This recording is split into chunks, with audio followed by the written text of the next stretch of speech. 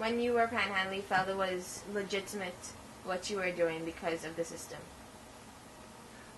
More than that. People would say, how do you get your money? I'd say, well, I'm in social services. Mm-hmm. Oh, really? What do you do? I said, well, I provide a very, very valuable and necessary service in this community. I make people feel good by allowing them to give me money. I love that. And they can actually feel like they've done something. And it's a very, very cheap way of making yourself feel good to hand someone $1 or $2. Yeah. And here, talking about justifying homeless or justifying panhandling. Mm-hmm. Most panhandlers, like panhandling, is something where you establish your location. Somebody else comes here, you tell them to move. Yeah. Okay, that's your file. That's where you work. Mm-hmm. Okay, now one of the reasons that you have established that location is because probably 75 or 80% of all the money that I got when I was panhandling, after I was out there for a little while, came from my regulars who came by every payday and gave me money. Oh, really? Yeah. Okay. Now, forget about me justifying panhandling. These regulars that all panhandlers have are the justification right there. They recognize the need of it. I had a guy who used to drive up once a week in a Rolls Royce and hand me $100 bill. Wow. And he said to me one time, he says, Ron, like, you get to know your regulars on a first name basis and chat, like Yeah. quite often I've been like really jonesing for some drugs. I need to make some money for drugs, but one of my customers come along, and I'd stop what I'm doing and go and sit and talk with them for an hour. Okay, because it's nice to have good conversation. Like the Rolls Royce guy says, you know why I come by every week and give you something? He says, because I know that, like, just like that, I could be out here with you. That's what people don't realize. Yeah. There's very few people in this whole society that are immune, that don't face the possibility that just like that they could be out here. Yeah, my grandfather was homeless. Yeah. For a very long time, for half of his life. Yeah. Right. I believe that I was destined to be homeless. Now, let me tell you something.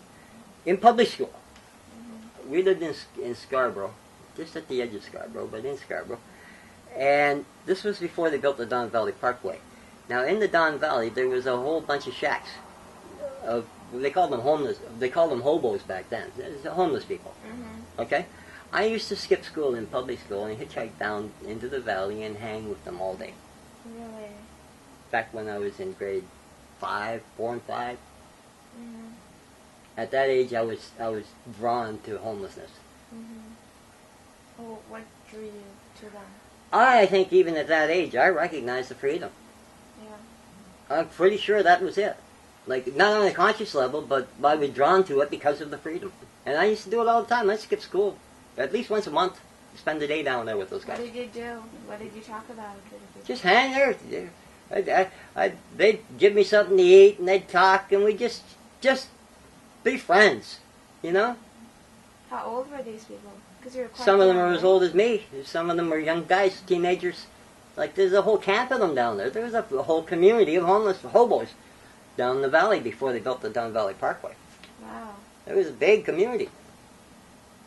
And there were no laws against it? They had shacks and things like that? Yeah, there was laws against it, but they didn't enforce them like they are now. Yeah. They didn't come down and bulldoze them. Yeah. Because they didn't want them sleeping on the sidewalk. Yeah. You know, this is so stupid. Like, they've fenced off all the little nooks and crannies where addicts go to do their drugs. So there's no place left to hide to do it. So you do them in front of everybody because there's no other place left. Okay? They've bulldozed and trampled on every squat they can find. So people sleep on the sidewalk in front of everybody. Yeah. They want to get us invisible. They should have left us alone. We don't want to be. We want to be invisible. They're counterproductive in what they're doing when they do these dumb things, because all they do is force us out in the open. When I lived under the Gardner Expressway, there was 20 of us living under there, and nobody even knew we were there. At 10 years old, I already was drawn to them. Amazing, eh? Yeah, I know. It's pretty interesting. When did you, because you've been clean for about 3.5 years, you said. What was that point that, were you in the streets and you decided to be clean? Were you in a shelter? Oh no, I didn't go in shelters after the first few months on the street. I tried the shelters and rejected them, and then I just made do outside. So, how long did you live on the streets for? For 10 years, right? Yeah. At what point did you decide, were you in your shack, that you decided, I don't want to be an addict anymore? No. Well, I tried quitting many times. Like, I didn't want to be an addict. People seem to condemn people for being addicts.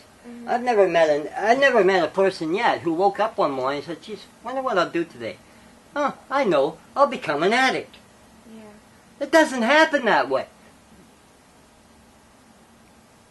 They don't do it on purpose, and once they're there, most of them spend the rest of the time that they're addicts trying to find a way out.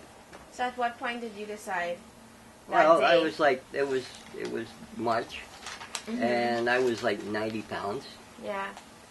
And I was really feeling sick, and I didn't think I'd make it through the winter. I thought I was going to die. And then I had to think, well, do I give a shit? Because,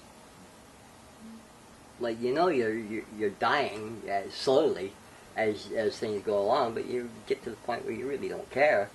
You know, maybe death is a release from all this misery. You know, so then I had to decide, well, do I want to live? And when the answer was yes, I knew what I had to do. I called up an outreach worker, got her to bring me to a detox center, went into the detox center, stayed there for 6 months getting cleaned up, and went into a halfway house for recovering addicts, and from there moved here. Because most outreach workers are only there for the job. Yeah. You know, it's a job to them, and they follow the rules, and if you follow the rules, and the rules are set so that they can't do a damn thing for a homeless person. Yeah. I mean, they're not even allowed to give them a sleeping bag.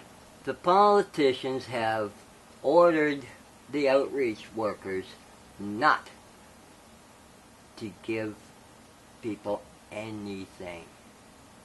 No tobacco, no gloves, no warm clothes, no sleeping bags, because it's enabling them to remain homeless. That's their excuse for not allowing it. Their reason for not allowing it is because maybe a few of them will freeze to death and we'll be rid of them. The problem is that I know I'm right, but it's so radical that people can't believe it. People can't believe that this society has turned so barbaric as to deliberately want to force people to die. But it's happening. Any thinking person that thinks it through has to come to that conclusion. There is no other possible solution or conclusion that you can come to when you think through the whole thing. So, you were able to call an outreach, right? Yeah. So do you feel that in some way the City of Toronto is providing like these outlets or resources that people can have an option? No, because everything that these people ever did for me, they did against the rules. Oh, really? They had to break the rules to help. Wow.